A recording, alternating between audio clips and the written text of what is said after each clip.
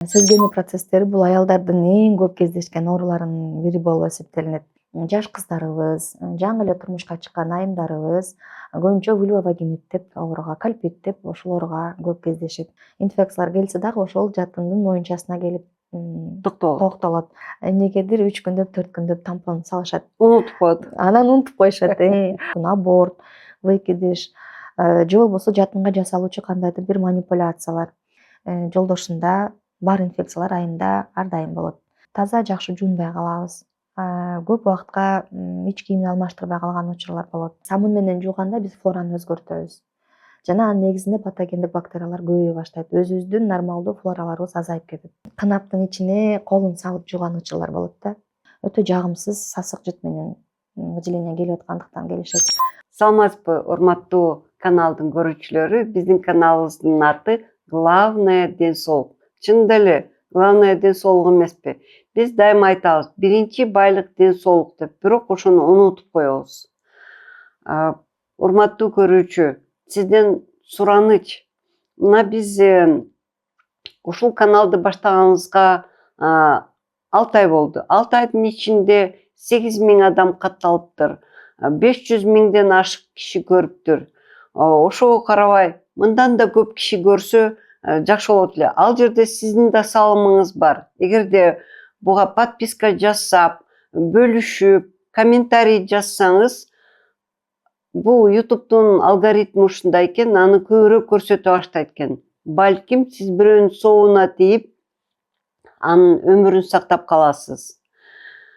Биздин подкастта жалаң гана өзүнүн кесибине адистер келет, врачтар келет. Ушул врачтар ден соолук жөнүндө гана айтабыз. Бул жерде эч кандай реклама жок.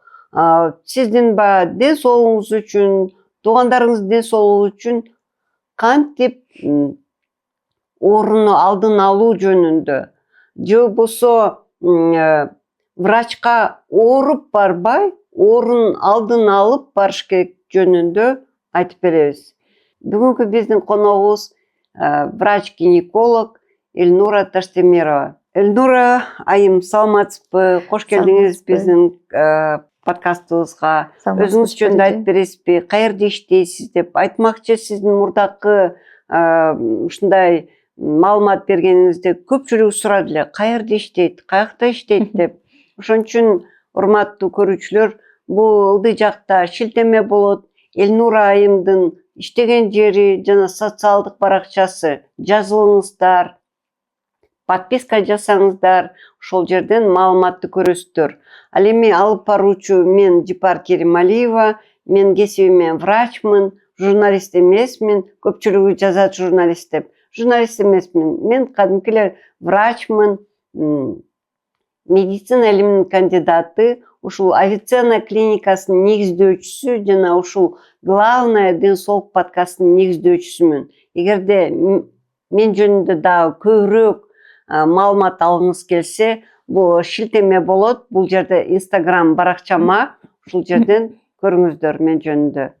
Саламатсызбы? Саламатсызбы, саламатсыздарбы көрүүчүлөр? Ооба, акыркы берүүбүздө аябай көп жумушум кайсыл жакта деп сурашкан экен. Мен азыркы учурда Авиценна клиникасында Жунусалиева 83 филиалында гинеколог болуп эмгектенем. Көп убакыттан бери эле аялдарды текшерүүдөн өткөзөм, кош бойлуу айымдарды учетко алам. Ошол эле учурда хирургия боюнча дагы алектенем, көптөгөн операцияларыбызды жасайбыз. Азыркы учурда эми жумасына 2 жолу кабыл алууда болуп атам, анткени өзүм декретте болуп иштегендиктен, бирок жумушту да калтырбаганга аракет жасап атабыз. Азаматсыз Эльнура айым. Сизге көз тийбесин дагы бир жолу. Сиз мынакей 4 баланын энесисиз, жакшынакай болуп, ушул жерден мен балдарымды деле багышым керек, үйдө отурушум керек дебей, элге жардам берип, өзүңүз үйрөнүп окуп атканыңызга мен бир жагынан таң берем, бир жагынан таң калбайм. Анткени кыргыздын кыздары ушундай дайыма тың болот, тың болуш керек. Тың кыздар кыргыздын тың уулдарын төрөш керектер эте. Буюрса болсун. Ошого аракет жасап атабыз. Сиз менен бүгүн сезгенүү же кыргыз тилинде эмне дейт? Орус тилинде воспаление дейт, кыргыз тилинде сук тийип калыптыр дейт. ооба Ушу гинекологиялык оорулар жөнүндө маалымат айтып берем деп айтыңыз сезгенүү эле. процесси деп айтабыз эми кыргыз тилинде көп эле айымдарыбыз эми элдик тилде бул шамалдап калыптырмын же болбосо сук тийип Сук тийип калыптырмын деп калыптырмын билишет. депчи. Деги эле ушул орунду айтып кетсеңиз, мындай бул жерде өтө көп го, баягы кыскача айтып берсеңиз, Ооба. эмнелер кирет, кандай оорулар кирет, баягы эмне эле тиги орус тилинде айтканда на слуху болгон тиги билген ооруларды айтып бересизби? Эң көп кездешкен Эң оорулар көп боюнча. кездешкен, туура айтасыз. Түшүнүктүү. Негизи эле сезгенүү процесстери бул аялдардын эң көп кездешкен ооруларынын бири болуп эсептелинет. Айымдарыбыз көп эле сезгенүү процесстерине чалдыгып калышат. Сезгенүү деп айтабыз, эми бул ошол организмдин белгилүү бир козгогучтарга болгон күрөшүү реакциясы деп айтсак болот да. Кандайдыр бир возбудительдер, какой-то бир инфекциялар же бактериялар бизге ошол сезгенүүнү алып келет.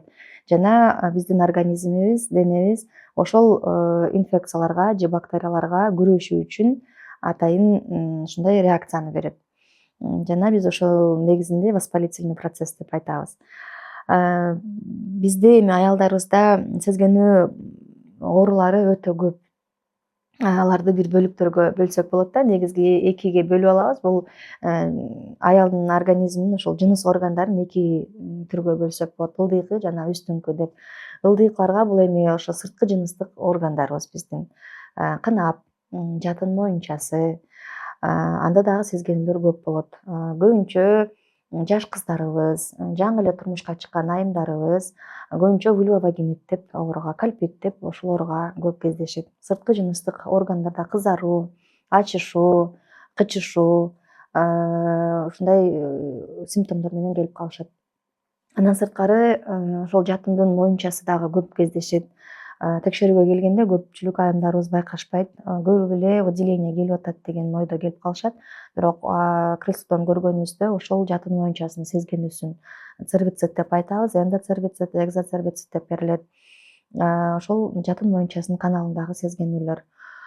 Негизи бизде жатын моюнчасы мындайча айтканда, жеңил тил менен айтканда бир барьер болуп эсептелинет да. Тоскоч деп айтсак болот. Ошол үстүңкү жайгашкан биздин жыныстык органдарыбызды ар кандай микробтордон, инфекциялардан сактап турат. Инфекциялар келсе дагы ошол жатындын моюнчасына келип токтолот. Ошол жерде сезгенүү пайда болот. Жана ал нерсени өткөзүп берсек, анан өйдөгө гана ошол сезгенүү процесстери барат. Көп эле учурларда бул ошол коргоо функциясы деп атпайбызбы жатын моюнчасында. Травмалардан, аборт көп болсо, сактануучу каражаттарды туура эмес колдонсо, айымдар бизде көбүнчө тампондорду салганды жактырышат. Эмнегедир 3 күндөп, 4 күндөп тампон салышат. Унутуп коет. Анан унутуп коюшат. Унутуп коюп, жагымсыз жыт келгенде же өздөрү таппай ала албай калганда анан бизге келип кайрылышат. Ошондой учурлар да кездешет. Ошол учурларда көбүнчө бизде сезгенүүнү алып келет. Андан сырткары ошол жатындын өзүндөгү сезгенүүлөр. Бул эндометрит деп айтабыз. Эндометрит деп сезгенүүбүздү кадимки эле биздин төрөтүбүз айым кошкойлу болду. Төрөттөн кийинки абалыбызда дагы бизде сезгенүү болушу мүмкүн. Кээде төрөттөн кийинки калдыктар калып калат, выскабливание, тазалаган учурлар болот. Ал негизинен пайда болушу мүмкүн. Аборт, выкидыш же болбосо жатынга жасалуучу кандайдыр бир манипуляциялар, кандайдыр бир операциялар өтсө же обычно эле спираль салган учурда туура эмес салынса, даярдыксыз салынган учурларда дагы бизде ошол сезгенүү процесстери козголуп Унутуп койгондо аны дагы. Ооба, көп убакытка жыл жүргөн.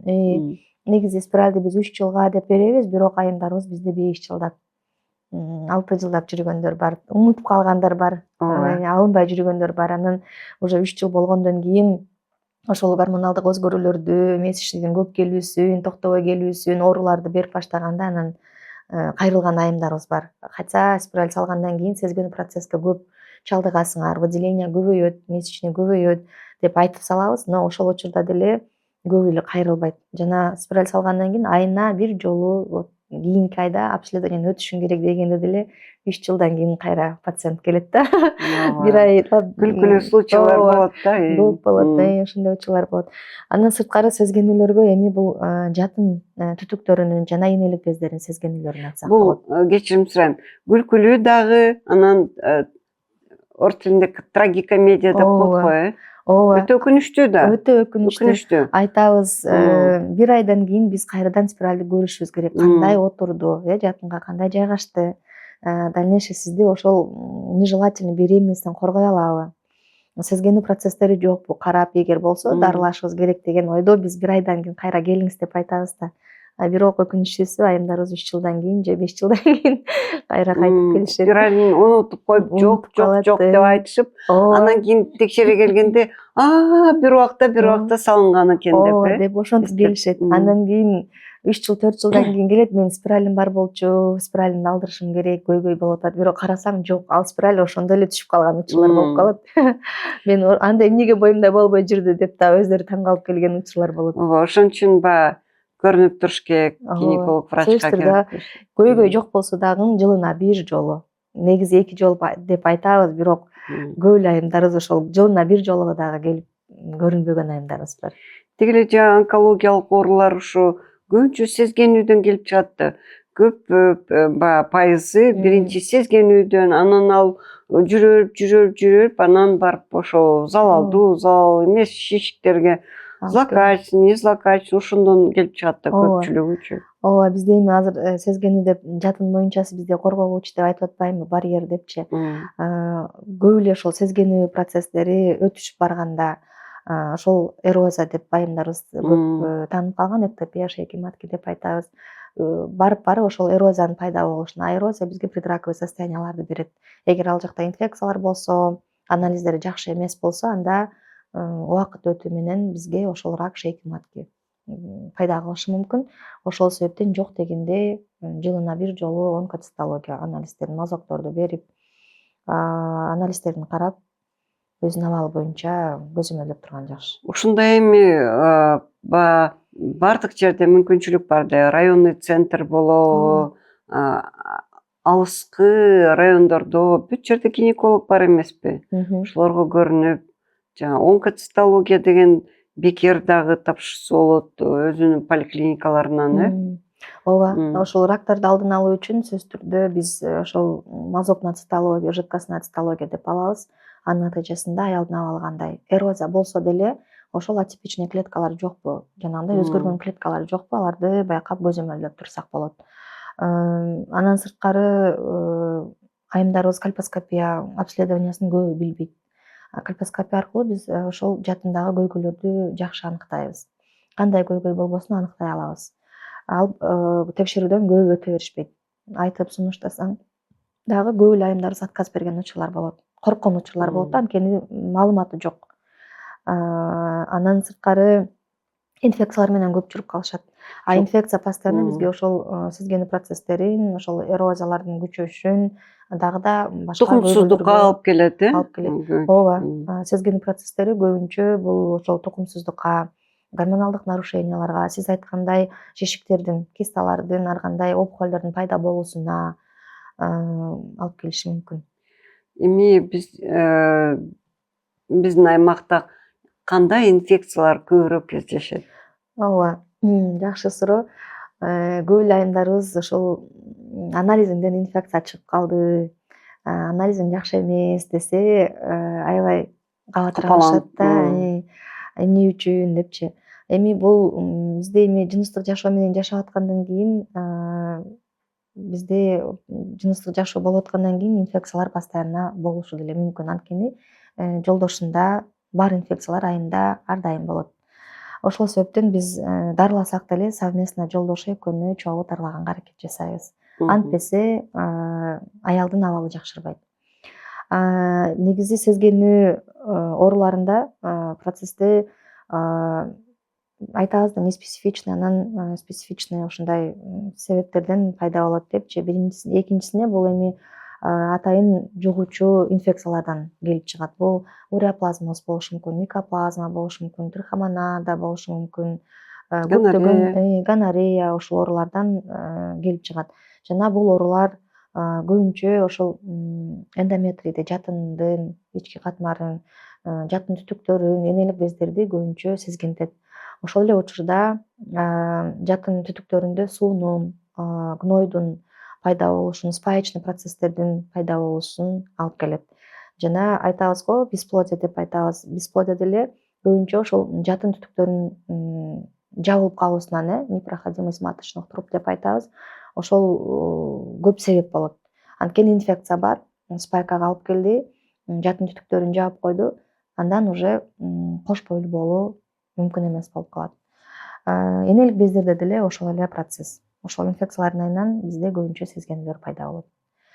Андан сырткары тукумсуздук деле эң негизги себеби ошол инфекционный процесстер жана жатын түтүктөрүнүн тосулуп калуусу. Ошол эле учурда выделениялардын көбөйүүсү, туура эмес выделениялардын келүүсү, менструалдык циклдын өзгөрүүсү, өтө аз өлчөмдө келүүсү же болбосо өтө обильно келүүлөрдүн баардыгы ошол инфекциялардан кабар бериши мүмкүн. Сиз мынакей жакшы айтып кеттиңиз, инфекциялар жөнүндө, белгилери жөнүндө. Ал эми гигиена кандай таасир этет? Гигиена дегенибиз эми таза кармануу, туура кийинүү. Ооба, биз айтып атпайбызбы, ошол инфекциялык жолдор менен сезгени пайда болушу мүмкүн, жана бактериалдык жолдор менен дагы, неспецифичный жол менен дагы пайда болушу мүмкүн. Бул жол менен ошол аялдын денесинде стафилококк, стрептококк, анаэробный микробдор, ушундай патогендер болсо, бизде ошол сезгенелер пайда болот. А бирок алар каяктан пайда болот?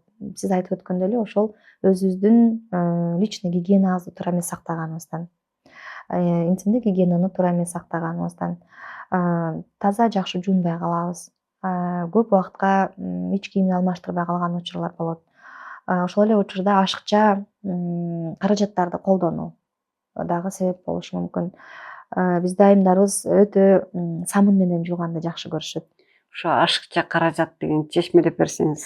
Ашыкча каражат дегенибиз бизде ошол сырткы жыныстык мүчөлөрүбүздү самын менен жууу керек.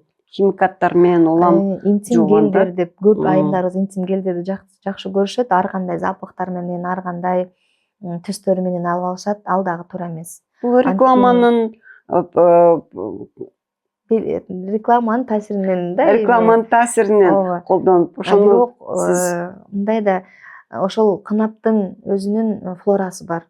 Мисалы самын бизге щелочной среданы берет да, флораны берет. Ал эми бизде кислая среда. А биз самын менен жууганда биз флораны өзгөртөбүз. Жана анын негизинде патогендик бактериялар көбөйө баштайт. Өзүбүздүн нормалдуу флораларыбыз азайып кетет. Ошондо бир күндө канча жолу жуунуш керек самын менен же канча убакытта бир жолу? Негизи жуунууну биз күнүнө 2 жолу деп айтабыз. А эгер этеккир келген учурларда, менструация учурунда ал көбөйөт, 3 жолуга, 4 жолуга көбөйөт. Жөн гана жылуу суу жетиштүү. А интим гелдерди эле айымдарыбыз 3 жолу, 4 жолу күнүнө жуугандар бар. Анткени анда жыт бар. Ар кандай химикалык составтар бар. Алардын баардыгы ошол кынаптын былжыр челин кыжырлантат. Аллергия берген учурлар болот, флораны бузат. Анан баса айтып кетчү нерсе, айымдарыбыз көбүнчө эле кынаптын ичине колун салып жууган учурлар болот да. Анткени бул жакта бизде лактобактерияларыбыз бар. Пайдалуу өзүгө керектүү бактериялар ошол патогендик бактериялар менен күрөшүүгө. А бирок биз ошентип самындап, самын менен тем более тияка кирип жууп чыксаң, ал бактериянын баарын алып чыгып кетесиң. Анан патологический бактериялар көбөйөт. Анын негизинде бизде бактериальный вагиноз жана айымдарыбыз көп эле айтып келет, аябай жыттанып келип атат депчи, выделением. Балык сүрсүгөндөй ушундай бир белгилер менен келет да, тухлары бар, жыттанып атат депчи. Ушундай көйгөйлөргө алып келиши мүмкүн. Ошол себептен жөн гана жылуу суу жетиштүү. Эгерде жагымсыз жыттар пайда болсо, анда интим гель, бирок составында ашыкча жыт болбогон, молочный кислотадан турган, pH флорасы 5ти түзгөн, ромашкадан турган ушундай эле жеңил натуралдык ушундай интим гелдерди колдонууга болот. Ич кийимдерге дагы көп көңүл бурушпайт. Анткени көп эле кыздарыбыз, айымдарыбыз кыбы кийимдерди көп кийишпейт. Негизи кыбы өзүнө денеге жагымдуу, өзүнө удобный болгон кыспаган кийимдерди кийген жакшы. Бизде айымдарыбыз ич кийимдерди жанагы кружева эме Синтетикадан жасалган кооз ооба ошол ооба кийимдер. стринги же болбосо ошол кружева эме трусиктер Колготки постоянно ооба да кийген. капронки жеңил кийинишет деп дагы айтсак болот. Андай кийимдерди кечкиге кийсе болот, бирок күнүмдүк жашообузга ошол кыбыдан турган өзүбүзгө ыңгайлуу Дем ала турган дем ала тердетет. турган ушундай материалдан тандап кийгенибиз жакшы. Урматтуу көрүүчүлөр, эгерде сурооңуздар болсо, кайрылууңуздар болсо, ылдый жакта шилтеме болот. Элнура айымдын социалдык баракчасына кириңиздер, катталыңыздар. Кайсыл жерде иштегени жазылат бул жерде. Ушул сезгенүү ооруларынын белгилери кандай болот? Биринчи белгилер кандай болот? Өтүшүп кеткенде кандай болот? Ошол жөнүндө айтып кетсеңиз. Сезгенүү оорулары эң негизги симптомдору болуп, бул айымдар патологиялык выделенияны байкоо менен кайрылып келишет. Бирок патологиялык выделенияны аныктаоодон алдын биз выделениянын нормасы кандай, айымдар аны билиш керек. Нормада ак түстүү, жытсыз, кычышуу ачышууну бербеген, аз өлчөмдө келген выделенияны айтабыз. Ал эми айымдардын ошол патологиялык выделениянын байкоосунда түсү өзгөрүп калды, өтө сапсары же болбосо жашыл түстө выделение келип атат деген даттануулар менен келет жана жытында өзгөрүүлөр. Өтө ачык, ач, мындай кычкыл жыт менен же болбосо өтө жагымсыз сасык жыт менен выделение келип аткандыктан келишет. Ошол эле учурда оору менен. Бул оору ошол ичти астыга тарткан оору болушу мүмкүн, белден оору болушу мүмкүн, капталкы жактардан ооруларды берген учурлар болуп калат. Жыныстык жашоосунда оору менен көп келишет. Ошол эле учурда менструалдык цикл оорулуу келет. Месячный аябай ооруп келген учурларда көп келип калышат жана текшерүүнү өткөргөндө сезгенүү процесстери аныкталат. Жыныстык жашоодо көп оорулар менен, андан кийин ачышууну, күйүү сезимдери менен даттанып келип калышат. Ошол эле учурда жалпы абалынын өзгөрүүсү, эгерде сезгенүү процесстери острый болуп келсе, острый башталса, анда температура, слабость, утомляемость, температура повышенный, өтө жогорку дене табы менен келген учурлар болот. Чарчап, алсыз болуп, бир нерсе кыжырданып, баары биригет ошол жерде. Ооба, температура болгон учурда аябай бардыгы остро башталат. Боль катуу оору, температура катуу оору, выделениянын көп келүүсү, жалпы абалын начарлашы. Канчалык эрте кайрылса врачка, ошончолук тезирээк айыгып кетет, жеңилирээк айыгып кетет. Ооба, сезгенүүнү канчалык бат аныктаса, бат дарылоону баштаса, ошончолук аялга жакшы. Анткени көптөгөн осложненияларды дагы алдын алып калат. Бул диагностика жөнүндө дагы бир жолу токтоп кетесизби? Кандай диагностика? Инструменталдык, лаборатордук, баягы гинекологко баргандан тышкары? Диагностикада биз негизи эле ошол айымдын берилип аткан белгилеринен карайбыз. Гинекологиялык креслодон карайбыз, кандай отклонениялар бар. Ага жараша анализдерди алабыз. Бул мазок на флору, мазок инфекцияларга ПЦР тесттер каралат. Ошол мазок на цитологию, онкоцитология боюнча тоже карайбыз.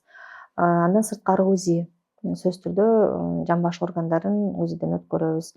Эгерде көрсөтмө болсо, жатын моюнчасында өзгөрүү болсо, анда кальпоскопия каралат. Кээ бир учурларда образованиялар болсо, жанагындай шишиктер болсо, анда томографияларга, МКТ ушундай обследованияларга жиберген учурларыбыз болот. Ошон үчүн биздин айымдар баягы даттанбаш керек, врачка барганда эле толтур анализ жасат, толтур обследование жасат, анын баары акча депчи. Эми ушул айымдар жакшы түшүнүш керек, эң кымбат адамда бул ден соолук. Эгерде кымбат болсо, ал арзан болбойт. Анан кийин врач ошол оорулуунун жана оорулуунун кызыкчылыгында гана обследованияга жүрүп, ошолордон анализ жасап. Врачтын көзү ачык эмес да, көзү ачык эмес, ошон үчүн баягы кошумча обследование анализдерден кийин гана диагноз кое алат ооба. Эми анализдерди алабыз, бирок абалына жараша аябай зуд менен келсе, кычышуу, ачышуу менен келсе, температура менен келсе, сөзсүз түрдө анализди алгандан кийин дарылоону беребиз. Бирок анализдери келгенден кийин карап, дагы да кошумча өзүнүн обоснованный диагнозу менен дарылоо уланат. Сиз туура айтасыз, көп эле айымдарыбыз өтө көп анализдер деп даттанган учурлар, бирок анализдерди биз жөн гана албайбыз да, өзүнүн абалына жараша, белгилерине жараша, ошол көрүп аткан осмотр жасаган учурда эмнелерди көрсөк, эмнелерге показания болсо, кайсыл анализдерге, ошол анализдерди алабыз. Бирок анда деле көпчүлүк айымдарыбыздын эми шарты келбей калган учурлар болот, тапшыра албай калган учурлар болот. Ага карабастан дарылоону бергенге аракет жасайбыз. Анткени айымдын кийинки абалына дагы кам көрүүбүз керек болот. Менин оюмча көпчүлүк баягы ойлогону эмне үчүн врачка барганда бекер болуш керек, арзан болуш керек депчи. Биз ага күнөөлүү эмеспиз, биз күнөөлүү эмеспиз, бул ооруган киши да күнөөлүү эмес. Бул анткени Элнура, сиз баягы жашсыз, бирок баары бир билип калдыңыз. 70 жыл биз Советтер Союзу менен чогуу болду. Ошол кезде финансирование медицинага аябай күчтүү берчү. Бекер деп айтчу, бирок бекер эмес. Ал өкмөт ушунчолук медицинага, ден соолукка, здравоохраненияга көбүрөөк акча берилчү да. Ошон үчүн баягы бекер болчу. Бирок азыркы кезде шарт башкача болуп калды. Ден соолук ал кезде ар бир адамдын ден соолугу өкмөттүн байлыгы болсо, азыркы кезде болсо баягы уран башкача. Ден соолук менин гана байлыгым деп, мен өзүм гана ошол ден соолугум жөнүндө баягы кам көрүшүм керек депчи. Ооба. Ошо эң башкысы азыр эми главное ден соолук деп атпайбызбы? Ооба, мына биздин немебиз да, мынакей главное ден соолук деп биздин маркет отделыбыз ушуну ойлоп табышыптыр. Баягы кагышканда, тойго барганда главное ден соолук деп, бирок ошону унутуп коюптурбуз да. Ооба. Эң биринчи биздин ошол ден соолугубуз. Андан биз эч нерсени аябашыбыз керек. Көп эле көйгөйлөр эмнеден пайда болот? Дагы эле өзүбүздүн алып жүрүүбүздөн, өзүбүзгө жакшы кам көрбөгөнүбүздөн, туура эмес тамактанганыбыздан, личный өзүбүздүн гигиенабызга маани бербегенибизден, сүлгүлөрүбүз, кадимки эле сүлгүлөрүбүздү көп адамдарыбыз колдонот. Кээ бирки учурларда айымдар ырымдып деле эч кийимдерин, буюмдарын берген учурлар болот. Андан дагы бизге инфекциялар, ушундай көйгөйлөр пайда болушу мүмкүн. Каражаттарды тазалабай колдонгонубуздан. Баса айтып кетчү нерсе, бизде айымдар спринцеванияны жакшы көрөт. Кынапты жууп чайкаганды жакшы көрөт. Ал деле көптөгөн көйгөйлөргө бизге алып келет. Ошол канюляларыбыз, спринцовкага берилген аппараттарыбыз таза эмес болсо, дагы да сезгенелерге алып келет. Анан ошол анализдерге келгенде көбүнчө көйгөй жаралат. Эмнеге мынча көп, эмнеге баарын тапшырам, бирок тапшырып келгенде чынында өздөрү ынанышат. Менде чындап эле сезгенүү бар экен. Могул бул инфекция бар турбайбы? Мен ушунча дарыланчумун, 3 жылдап дарыланган болчумун деп атпайбы? Пациентим келип атат, 3 жыл мен молочница менен дарыландым дейт. Анализдерин алдым инфекцияларга, атам молочница жок, кандида жок, грибок жок, эч нерсе жок. А бирок ИПП инфекциялар ал жерде толтура. Мүмкүн сахарный диабет болушу мүмкүн. Толтура ушундай эле. Ооба. Анткени айымдарыбыз көп эле учурда кычышса, ачышса, выделение келсе, мен молочница болуп атам деп могул жактарга сиңирип алат экен да.